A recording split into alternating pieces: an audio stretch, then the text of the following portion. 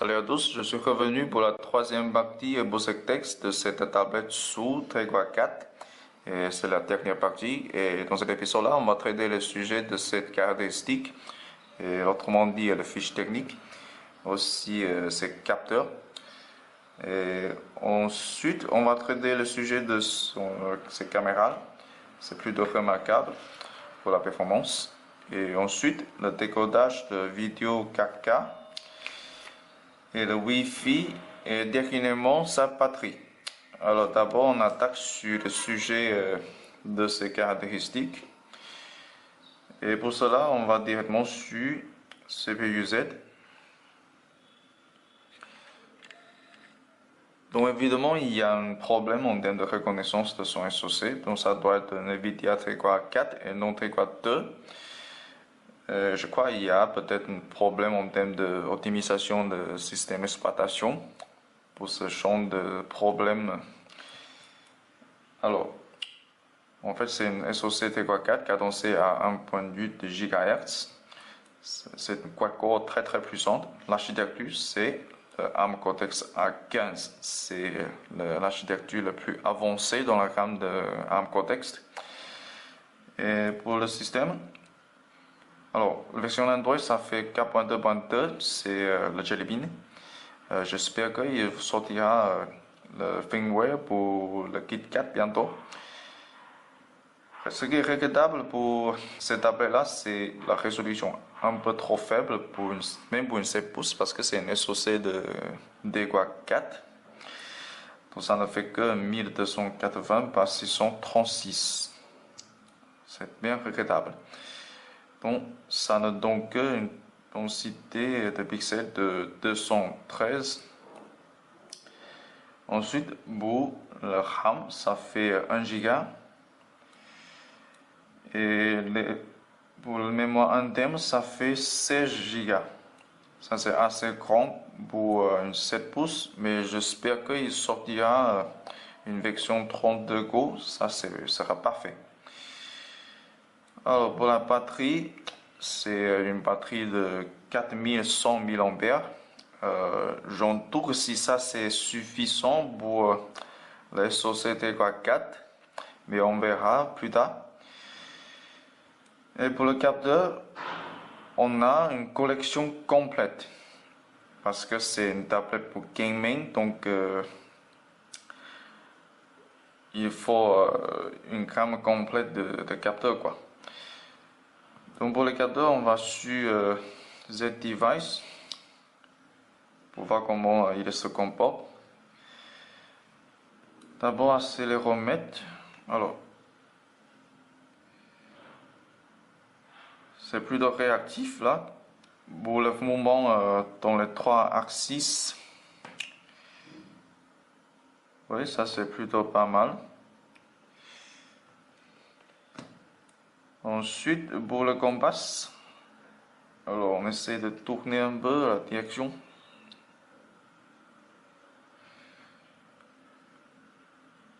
Oui, c'est plutôt correct.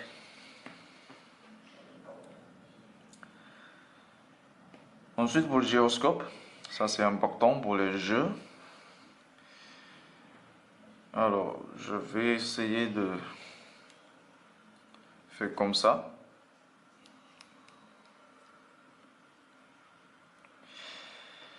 Donc, il est quand même très réactif pour le mouvement dans les trois axes. Mais dans cette direction-là, il ne détecte que le mouvement sur le Nexus Z. Mais en tout cas, c'est un comportement plutôt correct. Alors pour le capteur de gravité, voilà.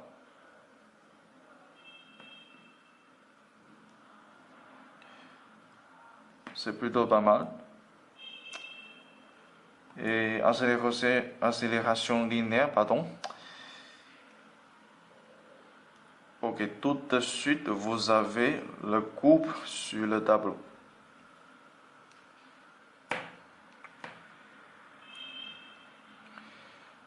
Donc je crois que tout ça c'est tout ce qui est fort pour une tablette haut de gamme pour le gaming. Dernièrement, on va traiter le GPS avant de partir. En fait, pour le GPS, je trouve que ça c'est plutôt pas mal parce que pour la première fixation, ça n'a pris que un peu plus d'une seconde. Et pour afficher tous les 15 satellites sur le tableau, ça a pris un peu plus de 30 secondes. C'est plutôt pas mal. Ok, ensuite on va traiter le sujet de sa caméra et évidemment l'interface pour sa caméra est complètement modifiée ou plutôt développée par Nvidia. Et il y a deux choses très très remarquables sur cette interface, c'est que d'abord il y a une calibration pour non, il y a un réglage pour le senseur. Alors d'abord on va prendre un réglage plutôt intuitif, ça c'est plutôt pas mal pour les nuls. En plus vous avez un réglage plutôt professionnel. Et là, je ne sais pas grand-chose de ce genre de technique-là. Donc, je passe à la prochaine. Et franchement, moi, je ne sais pas non plus comment ça va servir avec ce genre de réglage. Et là, on a aussi le carré. Ça, c'est plutôt pour le grand public. Ok, deuxième chose remarquable, c'est qu'il a une calibration pour le niveau horizontal. Ça, c'est vraiment pratique, très très pratique, notamment pour la capture panoramique. Donc, Nvidia a tout pensé, a fait travailler le gyroscope et les autres capteurs en même temps dans les occasions variées. Et ça, c'est plutôt pas mal. Alors, d'abord, je vais essayer de prendre une photo en mode normal. Avant ça, on va voir qu'est-ce qu'il y a dans le réglage. Ici, nous avons la sensibilité de lumière. Et ici, c'est le mode pour la balance blanc. Donc, on va prendre automatique. Ici, c'est la luminosité. Ok. Donc, c'est parti, on va prendre une photo.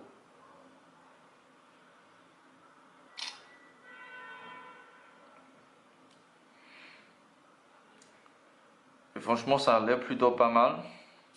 Mais ce qui est regrettable, c'est son écran est très très faible en termes de résolution. Mais en gros, je vois un très fort potentiel s'ils ont une meilleure résolution pour l'écran.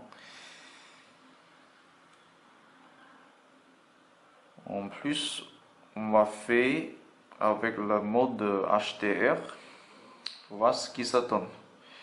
Et franchement, je trouve que HDR sur cette caméra, c'est plutôt problématique. Et là, vous verrez.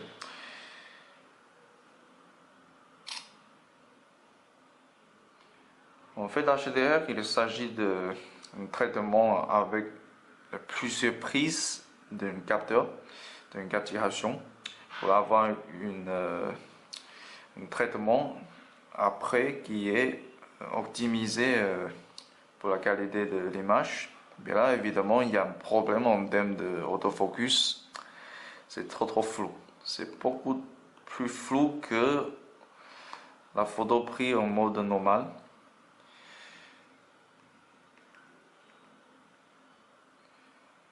Et je vais vous montrer les autres exemplaires. Et celle-là, c'est une photo prendre pendant le soir en mode HDR. Et évidemment, les plans, ça c'est très très flou. En plus, c'est trop de graines. Et celle-là, c'est pris avec le mode sondal. Donc ça fait moins flou et franchement, le rendu du couleur et tout, c'est meilleur qu'en mode HDR. C'est là pareil, ça c'est pris en mode HDR. Et c'est là en mode standard.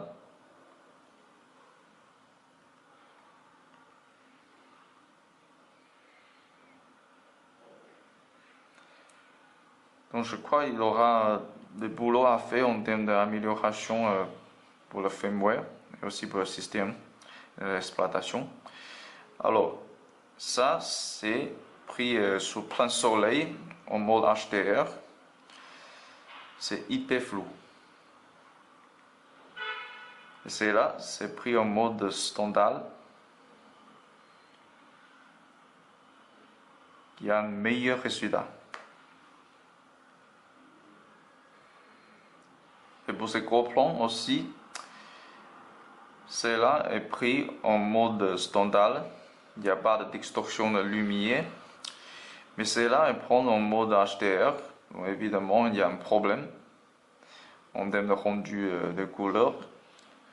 En plus, la distorsion, c'est très évident. Ok, ensuite, je vais vous montrer une vidéo prise à l'extérieur.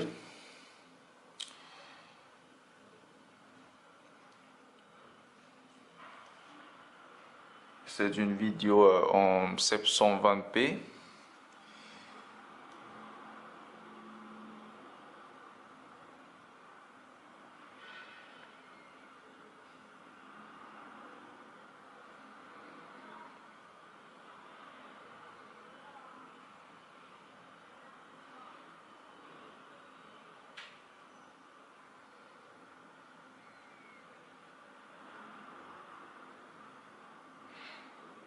Voilà, franchement, je trouve que la qualité c'est vraiment bien.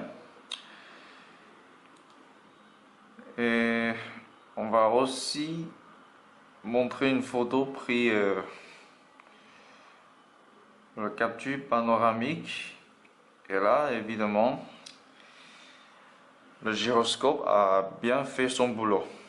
Franchement, sauf pour cette partie-là, je n'ai pas très bien détenu la caméra. Comme ça, il y a des parties très mal enchaînées en termes de l'image là.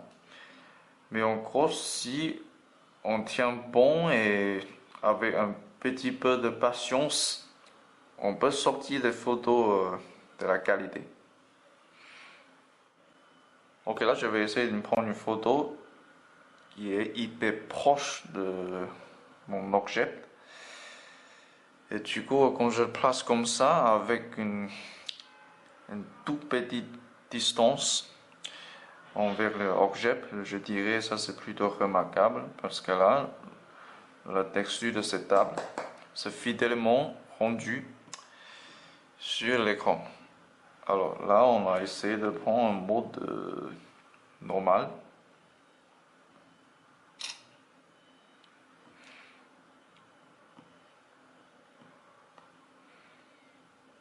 Je dirais pas c'est très clair, mais franchement, ça fait beaucoup mieux que la plupart des tablettes que j'ai vues. Franchement, même ma Nexus 7 n'arrive pas à faire ça. Ça, c'est vraiment remarquable. Et ok, pour l'objectif frontal, ça c'est sûrement moins bon que la caméra dorsale parce que ça ne fait que 2 mégapixels. Mais en tout cas, la qualité c'est plutôt correct, sachant que vous n'allez pas l'utiliser pour prendre des photos. Ça c'est plutôt pour le chat sur Skype ou Google Hangout Call. Voilà, donc on va essayer de prendre une photo quand même.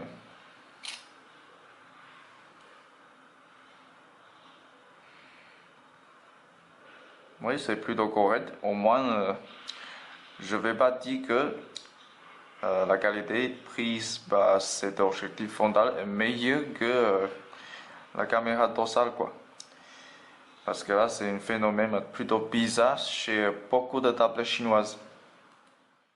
Ok, fini pour les caméras et ensuite on passe sur le décodage de vidéo 4K. Donc d'abord, je vais essayer de prendre une vidéo stockée dans le mémoire interne qui est de la taille 660 mots à peu près.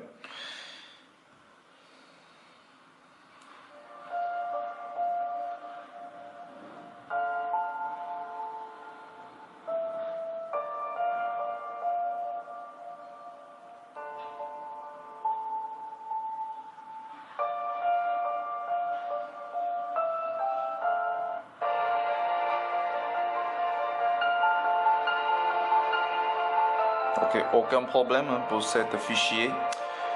Et au passage, le débit de données pour ce fichier, ça fait 26 417 kilobits par seconde. C'est plutôt un haut débit. En plus, le débit total, ça fait 20 610 kilobits. Pardon. Donc, comme vous voyez, ça, ce qui ça donne pour le décodage de vidéo 4K.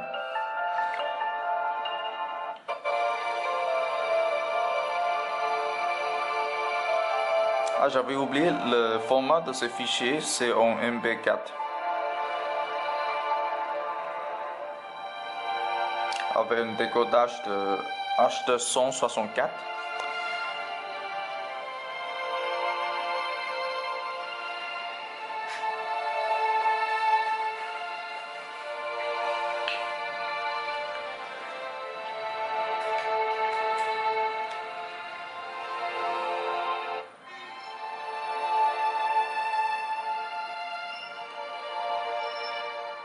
Et aucun lag constaté quand on fait l'avance rapide.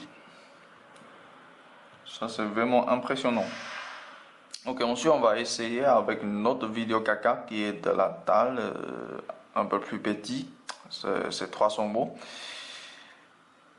Mais avant ça, je dois essayer avec le transfert de fichiers via ODG. Donc on va voir en même temps ce qui ça donne, la vitesse de l'écriture et lecture pour le ODG.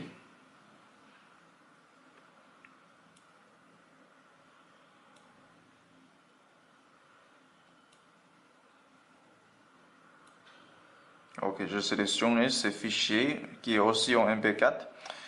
Et là, je copie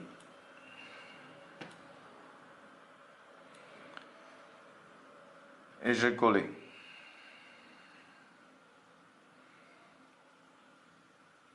Et franchement, le débit, c'est plutôt très très bon.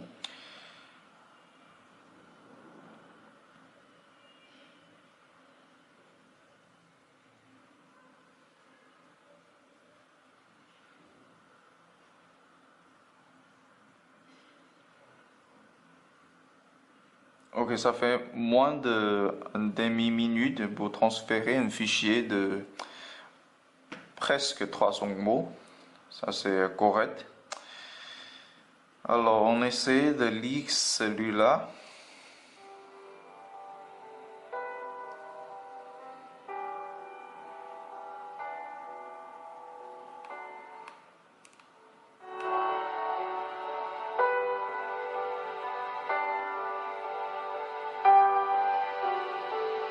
Moi, j'ai rien à dire. Très belle image et très bon son aussi.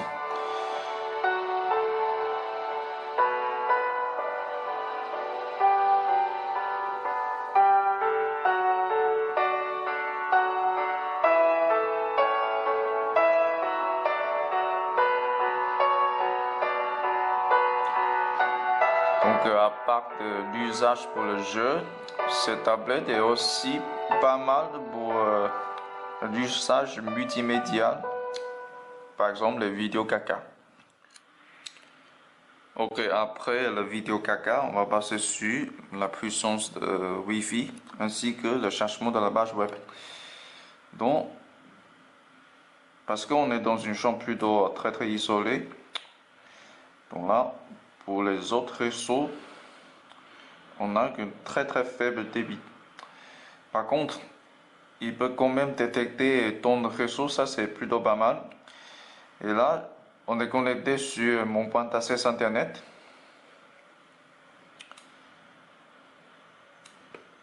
Qui est déjà de meilleur débit. Tandis que les autres, ils sont tous très faibles. Donc, on va essayer de chercher une page web. Mais d'abord, on va essayer de vider le cache.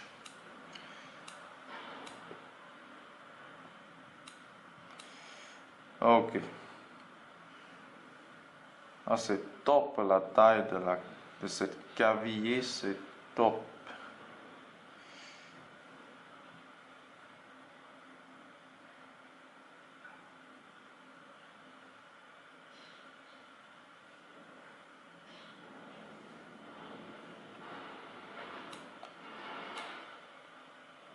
Ok, c'est plutôt rapide puisqu'on a un très bon débit, mais l'optimisation de système d'exploitation ainsi que le côté hardware, ça compte.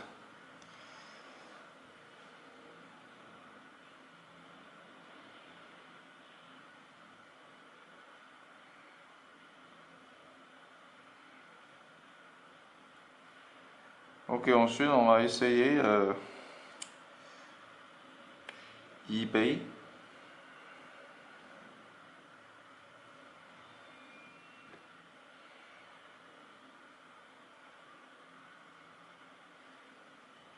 Ok, avec tant de photos et texte, c'est assez rapide.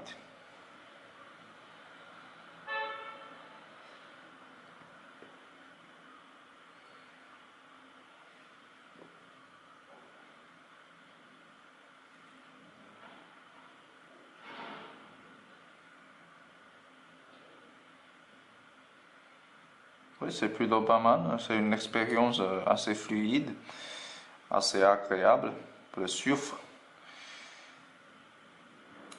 Donc, dernièrement, on va passer sur sa batterie. Et là, on va sur batterie moniteur.